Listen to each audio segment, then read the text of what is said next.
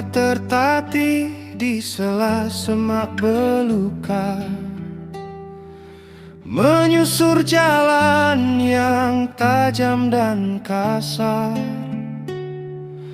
Onak dan duri mencoba menghalangi, namun sang ular tak gentar menghadapi.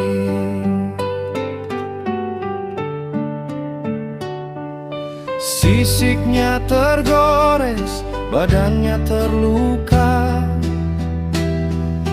namun tak luntur marwah di dalam jiwa.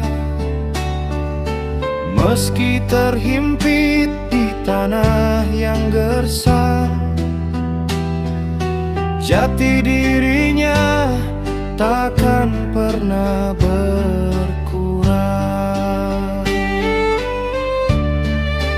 Bisa ular takkan tawar, walau menyusur batang berduri.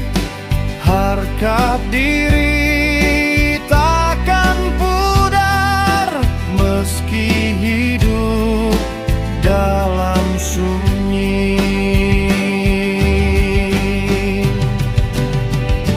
Emas tetaplah emas, walau di lumpur hitam. Cahaya tetap terang di tengah malam yang kelam.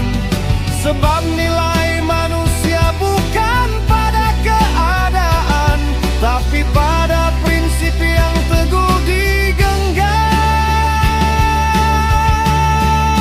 Jangan kau nilai dari apa yang tampak, dari harta yang hilang atau langkah yang retak. Sebab di dalam dada